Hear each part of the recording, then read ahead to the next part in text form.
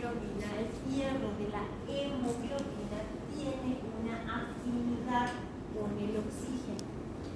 Esta mioglobina y esta hemoglobina tienen hierro en su interior y este hierro atrae al oxígeno. Por ende, en cada hierro se une una molécula de oxígeno y este oxígeno es necesario para que estas fibras lentas tengan contracciones duraderas y sostenidas. Entonces, ¿qué yo necesito para que ocurra un metabolismo oxidativo? Necesito de oxígeno. Y ese oxígeno, ¿a qué se le une? A la mioglobina que está dentro de la fibra. Entonces, la contracción de este músculo puede dar para correr una maratón. ¿Sí? Para eso son las fibras lentas, para distancias más largas. ¿Sí?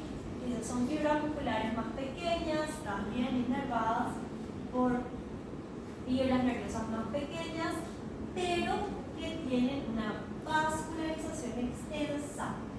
¿Para qué la vascularización? ¿Para qué la sangre? Porque por la sangre llega el oxígeno. ¿Sí? Entonces, esta vascularización le da mayor oxigenación para que pueda correr distancias más largas, para que tenga oxígeno. Y como también tiene altos niveles de mitocondrias, entonces se van liberando los ATPs o van creándose el metabolismo oxidativo dentro de estas mitocondrias. Entonces, características de las fibras lentas o fibras rojas, fibras tipo 1, son fibras más pequeñas, inervación más pequeña, pero la vascularización es extensa, tiene gran vascularización, tiene altos niveles de mitocondria y tiene muchas mioglobinas. Muchas mitocondrias, para que se produzca el metabolismo oxidativo se libera ATP y para este metabolismo oxidativo se necesita mucho oxígeno que viene con la vascularización. ¿Sí? Ahora, para las fibras rápidas, fibras tipo 2 o fibras blancas, se les llama fibras blancas porque tienen menor cantidad de mioglobina. O sea que no son así blancas, son un poco más claras. ¿Sí? Yo creo que deberían llamarse fibras claras y no blancas, pero es porque tiene menor cantidad de mioglobina. Ahora, también es lo contrario, la vascularización es menos, pero las fibras son más grandes. Por lo tanto, los nervios son más grandes. ¿Para qué? Acá lo que tiene es una mayor cantidad de retículo sarcoplásmico para que libere calcio, entonces al liberar más rápido el calcio, la contracción es más rápida, pero no es duradera. En estas fibras, el músculo es grande, o sea, la fibra muscular es grande, la inervación es grande para que llegue más rápido la información de la acetilcolina, pero la contracción también puede ser más rápida porque tiene más retículo sarcoplásmico, libera más calcio, pero no tiene tanta energía, no tiene tanto ATP. El ATP que tiene puede ser de las mitocondrias, un chiquitito, puede ser de ya lo mismo la musculatina y de la glucólisis, ¿sí? Pero ese ATP se utiliza muy rápido porque la contracción es rápida, por lo tanto el ATP se utiliza rápidamente y como ya no hay después energía, el músculo se abunda. Entonces, esta fibra rápida con músculo blanco, fibras tipo 2, es más bien, si hablamos de una maratón, es más bien para esa salida, para ese pique. Si alguien aquí ha practicado natación, también tiene que ser una salida bastante importante para comerse ya unos cuantos metros y después continuar nadando o continuar corriendo. Entonces, cuando tenemos levantarse, esa salida es importante para posicionarse. Después vos tenés que mantener la corrida. Entonces, para esa salida tenemos que mantener rápidas y para mantener después la contracción ya empiezan a mantenerse por las fibras de contracción lenta. Un músculo, le repito, puede tener ambos tipos de fibras. ¿Sí? ¿Se está teniendo la diferencia? Sí. Fuerza. Estamos nerviosa recién.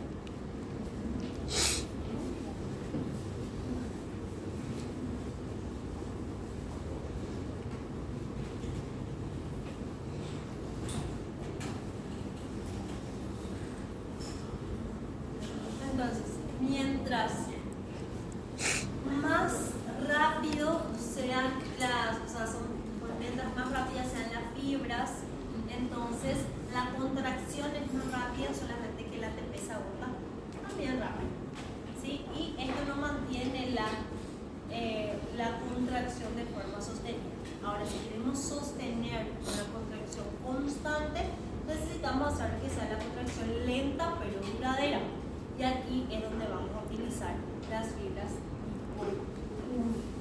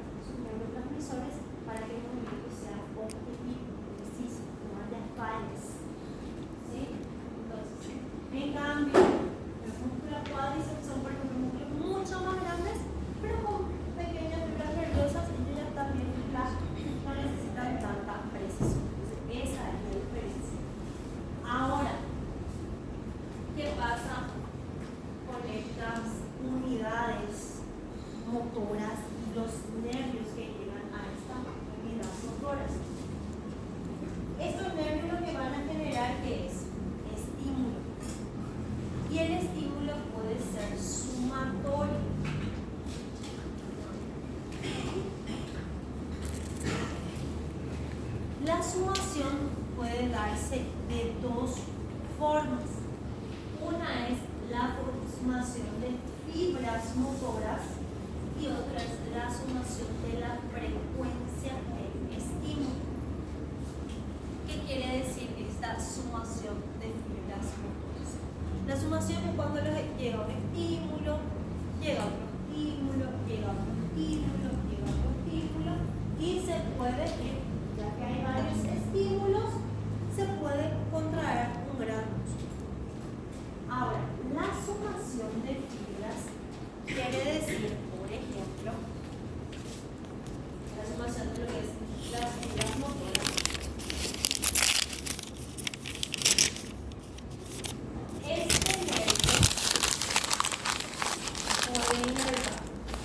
Vamos a poner a este sarcómero, después puede inervar otra vez al sarcómero de al lado, luego al sarcómero de al lado, luego al sarcómero de al lado y finalmente un solo nervio puede inervar desde el centro para la periferia y se van sumando varias fibras musculares. El estímulo va sumándose en varias fibras musculares y ocurre la contracción completa. ¿Sí? Ahí tenemos la sumación de las fibras motoras. Ahora, sumación de la frecuencia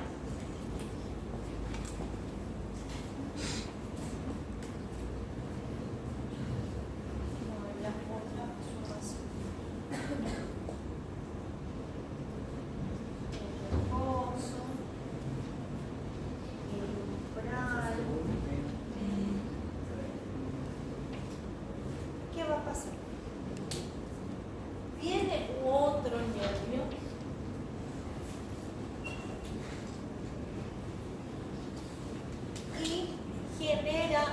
liberación de acetilcolina, lo cual la entrada de sodio va a llevar al potencial de la membrana desde el reposo hacia el umbral. Después descarga más acetilcolina, se abren más canales de sodio, lo cual lleva del umbral a la despolarización. Pero cuando llega a un máximo de despolarización, se cierran los canales de sodio y se tiene que abrir el canal de potasio. ¿Sí? Pero antes de que baje otra vez al umbral y al reposo, ya viene otro estímulo nervioso, ¿sí? Y esto que todavía no llegó al reposo, como está cerca del umbral, se vuelve a despolarizar. Y vuelve a repolarizarse, pero llega otro estímulo nervioso y como no todavía no llegó a su umbral, se vuelve a despolarizar. El músculo intenta repolarizarse, pero el estímulo nervioso que está llegando es mucho más rápido y frecuente que el tiempo que tarda en repolarizarse. Entonces no llega al reposo, no llega al umbral y la despolarización por el estímulo que está llegando es muy rápido, muy frecuente. Entonces prácticamente la despolarización se da de forma continuada hasta que solo parece una contracción sostenida, porque es como que se mantiene en estado despolarizado sin darle tiempo al músculo que se repolarice y entre en reposo. O sea, no le da al músculo la posibilidad de relajarse. Se mantiene con tantas descargas una tras otra, tantos estímulos, tantos impulsos uno tras otro, entonces como que el músculo se mantiene en despolarización y llega a un punto que parece una contracción sostenida y el músculo entra en tetania. ¿Sí? Entonces hay dos tipos de sumación. La sumación de unidades motoras, entonces este nervio va a estimular varias fibras musculares, pero ocurre una contracción desde el centro para las periferias, desde las unidades motoras más pequeñas hasta unidades motoras más grandes. Entonces, esa es la sumación de fibras motoras. Se estimula esta chiquitita, ¿sí? Se estimuló aquí, esta fibra chiquitita. Luego, esta le va a estimular a la otra porque también va a llegar información aquí, ¿sí? Entonces, es como que va llegando la información y se van estimulando varias fibras para que ocurra una contracción, ¿sí? Ahora, acá es varias fibras musculares.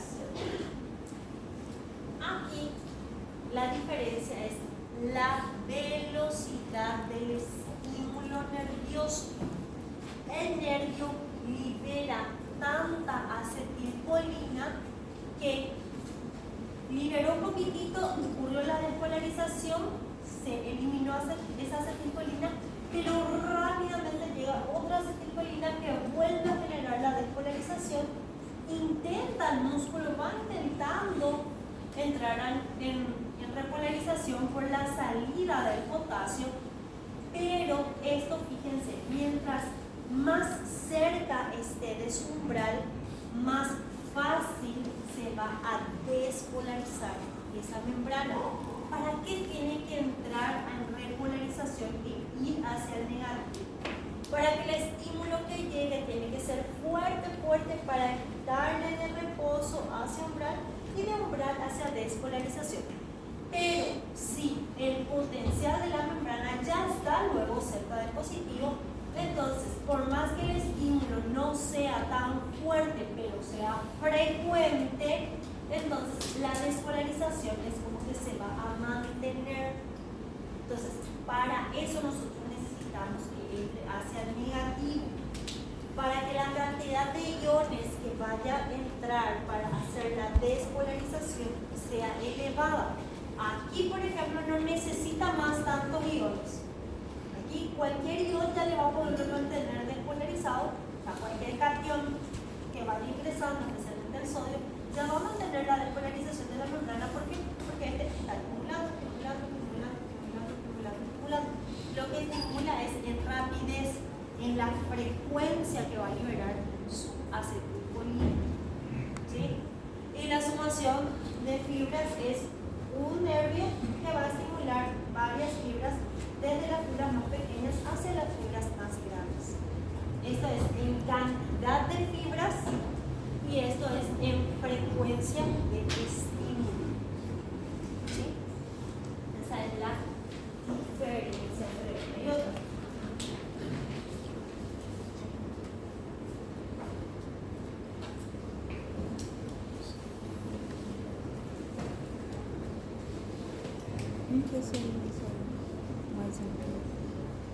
Eu ia perguntar isso para ela agora. Todo músculo que es sometido a vencer un tipo de carga de resistencia tiene fuerza. Eu vou perguntar. Yo alzo, no es lo mismo alzar un peso de 1 kilito cada lado. Nunca se me puede cambiar ese músculo con 1 kilo cada lado. Un compañero ya alza 15, 20 kilos. Ese músculo se va a hipertrofiar. ¿Por qué? Porque ese músculo está sometido a vencer mucha carga, a vencer mucha resistencia, lo cual ¿qué genera en el músculo? Aumento de la fuerza muscular. ¿Sí? Pero al aumentar la fuerza disminuye la elasticidad del músculo. ¿Sí? Entonces, puedes mandarle a un maromba a hacer gimnasia olímpica, o mandarle nomás a hacer pilates. No, va a sufrir más en el pilates que en la academia. ¿Por qué? Porque pierde la elasticidad del músculo. O pierde también pierde un poquito la velocidad. Claro que esto depende del tipo de actividad física a la que te quieras dedicar, el tipo de deporte. Porque piensa que los futbolistas no pueden hacer cierto manual. Porque si tienes mucha masa muscular, esto pesa. ¿Sí? Ojalá nuestro peso en la balanza sea de agua y masa muscular, entonces sería adiposo, ¿verdad? Lamentablemente a veces varía. Pero el músculo, mientras más grande sea, más pesa. ¿Sí? Es más pesado, kilogramos. Por ende, la velocidad va a disminuir porque como que el cuerpo ya tiene como una gran carga, entonces la velocidad por eso es menor. A no ser que nuestro maromba esté acostumbrado a hacer maratón, y no maratón de película, maratón de series. Eso es lo que no estamos acostumbrados a esa maratón. ¿Sí? Entonces, se aumenta la fuerza muscular. Pero bueno, no todos vamos a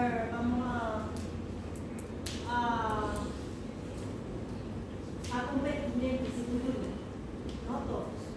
Pero es importante que los músculos sean sometidos a cargas, sean sometidos a vencer resistencia para que justamente esta fuerza muscular se mantenga con el tiempo y podamos llegar a una vejez saludable. ¿Sí? Que yo mantenga, no sé, 70, 80 años, pueda subirme todavía una escalera sin problema, pueda agacharme para guardar el jabón que estoy bañando. ¿Sí? Entonces, por eso es importante los ejercicios de fuerza. Podemos caminar y hacer ejercicios cardiovasculares, un poco de corrida, un trocecito, sí, bien. Pero eso va a ayudar a que tu corazón siga circulando, que no tengas tanta aterosclerosis, que tus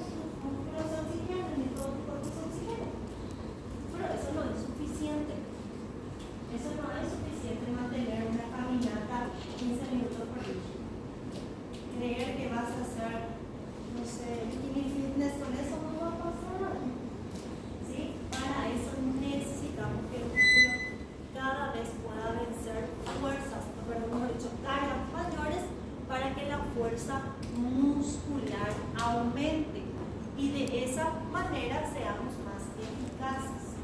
La idea es tener una vejez saludable e independiente. Porque ¿qué pasa?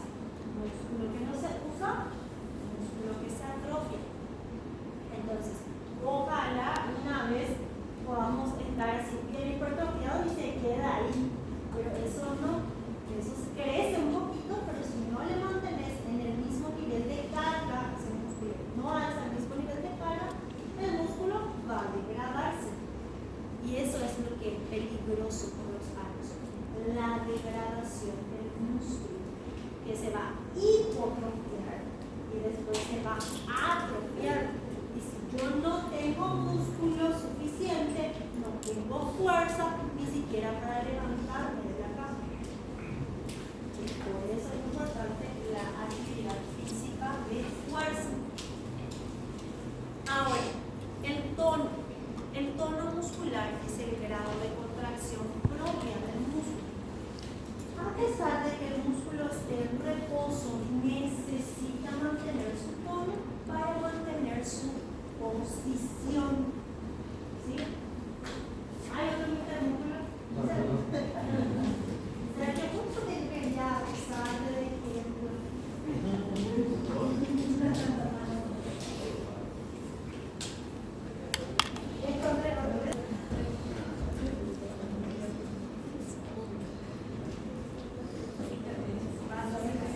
Sí, relajado. Relajado.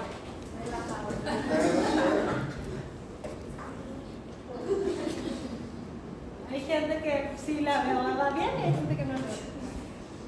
Para que él pueda mantener esta posición, acá hay una aversión y hay una flexión. ¿Sí? Para que él mantenga esta posición, necesita tener un tono muscular relajado. ¿Entiendes? Bueno, en el caso de él sí ya está hay mayor dureza, pero no, deja así, relajado. Ahora, en la contracción forzada, ¿ven? Esa es una contracción forzada. Acá ya hay una contracción isotónica, ¿verdad? Pero igual tiene que haber contracción para mantener la posición. Esto es el tono muscular. ¿Sí? Gracias. Porque ¿qué pasa con un paciente que es hipotónico? O sea, tiene una hipotonía muscular y eso se le hace al paciente. Va haciendo esta evaluación o el fisioterapeuta, que alguien es fisioterapeuta por ayudarnos, que le hace las pruebas al paciente. Entonces el paciente que sufrió algún ACV, algún accidente, entonces se le alza la posición, se le alza al paciente así su bracito, puede ser cualquier parte del cuerpo, y en teoría el médico tiene que soltar y el paciente tiene que mantener la posición. Ahí quiere decir que su tono está adecuado. Ahora, si el médico hace la prueba, alza el miembro, porque no es por la fuerza del paciente, sino por la fuerza de la mano del médico, y cuando suelta, se cae, quiere decir que ese miembro está hipotónico. Ha disminuido el tono muscular, por ende no puede mantener la contracción propia del músculo en reposo, que tiene un poquito de contracción, que casi el músculo. Entonces quiere decir que hubo algún tipo de lesión, ya sea lesión del nervio, alguna alteración hidroeléctrica, algo pasó que hizo que el tono muscular disminuya. Ahora, puede ser lo contrario, puede ser una hipertonía. En la hipertonía el músculo no se puede relajar. Entonces, el médico le hace, pone en una posición y le dice, cuando yo te suelte, vas a estirar el brazo, o sea, vas a relajar. Estamos hablando del bíceps. Vas a relajar. Contrae, relaja. Entonces el médico le pone en estado de contracción y le dice relaja, y el paciente en la cabeza quiero relajar el músculo. La respuesta muscular es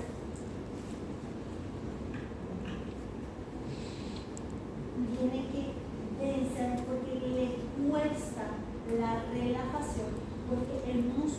está acotado, está hipertónico.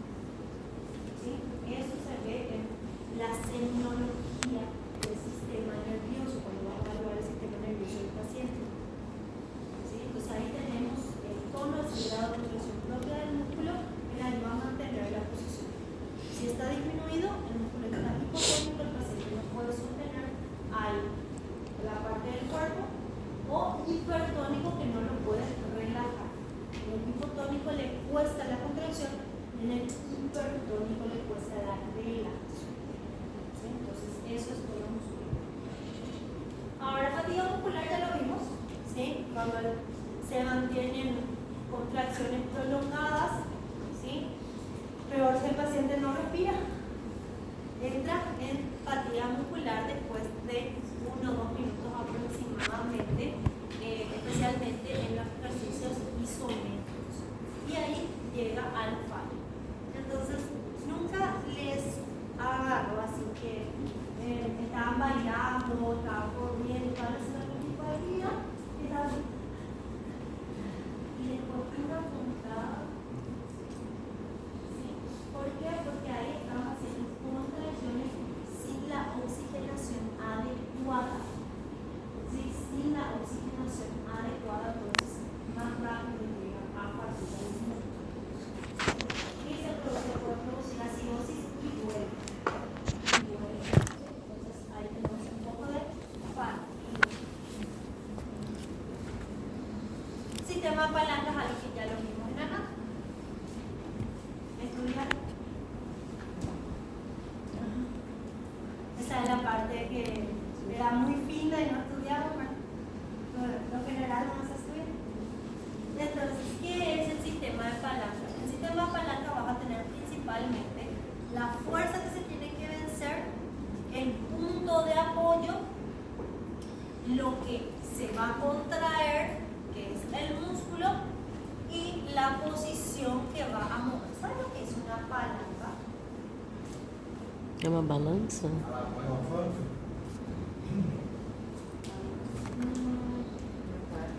Ayúdame. ¿Qué es una palanca? Uma balança na casa. Alavanca, tipo arangô. Do lado do bota 3, do outro fica mais velho. Do lado do bota 3, do outro fica mais velho. É, tipo arangô. Alavanca. Palanca es el ruido, no tiene una significación más. ¿No?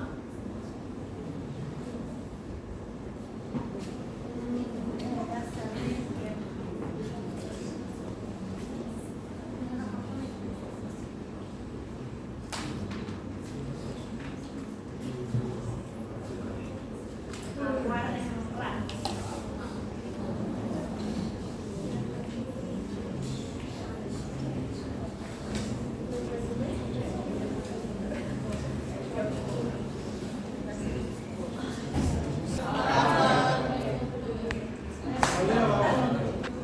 Yo te doy tu razón.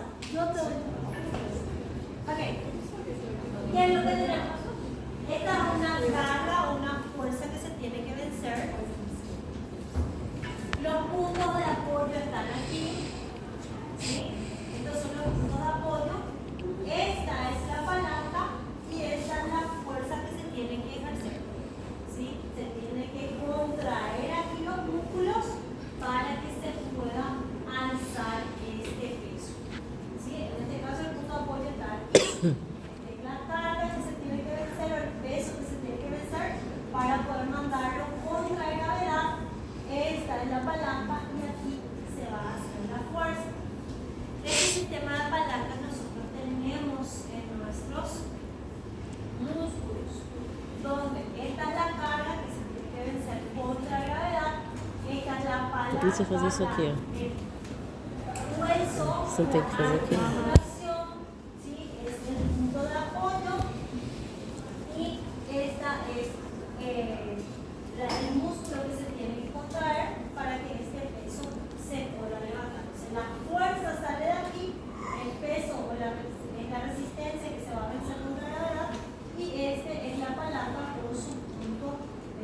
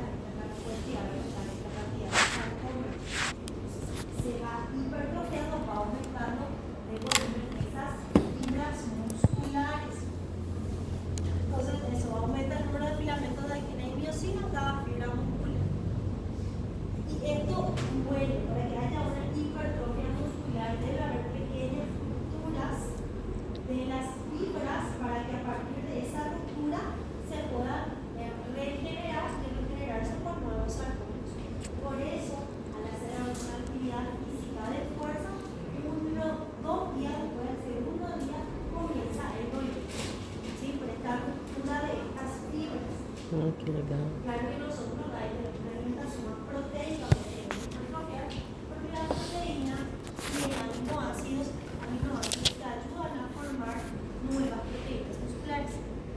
Sí, por eso nuestra alimentación hiperproteica. Ahora, como les digo, músculo que no se usa, músculo que se atrofia. ¿Alguna vez sufrieron alguna fractura o vieron a alguien que se fracturó y usó yeso? ¿Sí? Después del mes, de un mes normalmente que suele llevar el proceso de la ossificación en el adulto, se quita el yeso, especialmente cuando hay de miembros, y que ven de diferencia un lado con el otro. Uno está más fino, uno está con el que estaba sano está en un tamaño normal, volumen normal. Ahora, el que estaba parado, el que no se usó durante un mes o más a veces, por el quitar el yeso y ves disminución del tamaño del músculo. Hay una hipotrofia muscular. ¿Por qué? Porque ese músculo no se usó, no hubo contracción de ese músculo, por lo tanto se fue degradando el músculo a través de la proteína ubicuina que destruye o degrada o come a las fibras musculares que ya no se usan.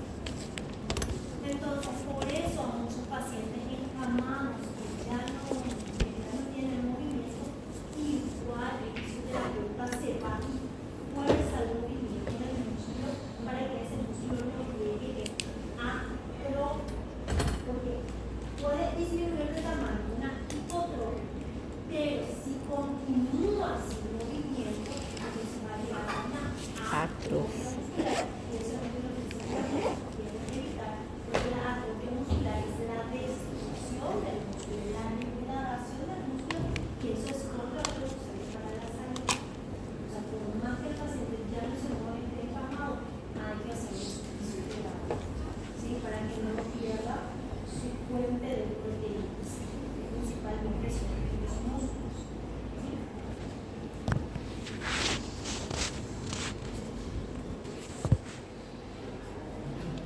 Meu Deus, que coisa. Ahora, la contractura hay dos formas. Hay veces que tenemos contractura porque el músculo se utilizó mucho o se desestimuló demasiado y esto se queda como que hay contraído, no tiene una contracción y no se relaja. Porque si ahora yo toco el trapecio de ustedes, seguramente está bastante contracturado. Entendi.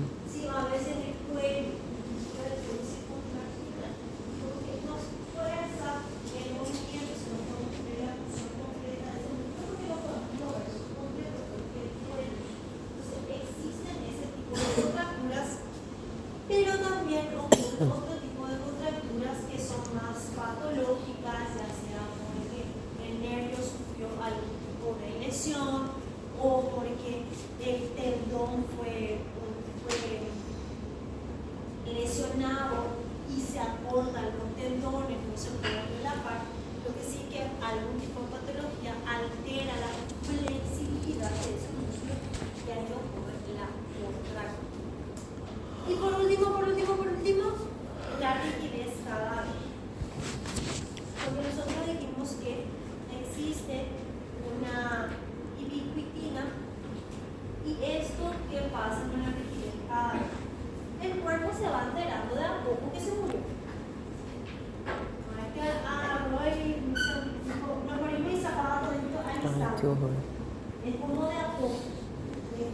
Paró la respiración, dejó de entrar el oxígeno, por ende, paró el corazón, dejó de circular la sangre, entonces la sangre estaba circulando de repente. ¿Sí? Entonces, ¿qué pasó? Dejó de llegar sangre, dejó de llegar oxígeno, por lo tanto las células empiezan a apagarse poco a poquito. Es como si fuese que cuando se va la energía eléctrica, se apaga aquí, se apaga aquí, y la ciudad se queda oscura. ¿Sí? O cuando ustedes daban el borde y no querían salir, entonces se iba apagando una luz.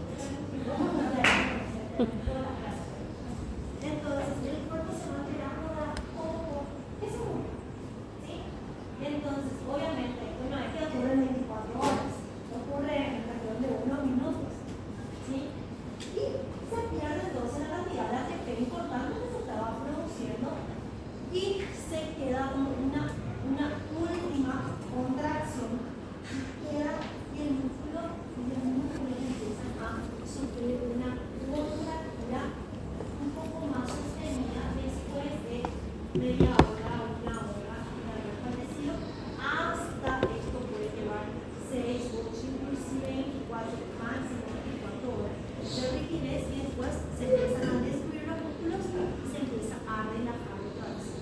Entonces, esa contractura de la rigidez cadavérica se da solamente en primeras, antes de las primeras 24 horas de haber fallecido. ¿Sí? Ustedes se dan cuenta, el paciente que fallece no es que se queda frío a los 5 minutos. ¿Sí? ¿Por qué? Porque la piel estaba recibiendo irrigación, luego paró poco a poco, va perdiendo la temperatura porque ya no se está generando energía calórica, ¿sí? Ni energía cinética, ya no se están moviendo sus elementos de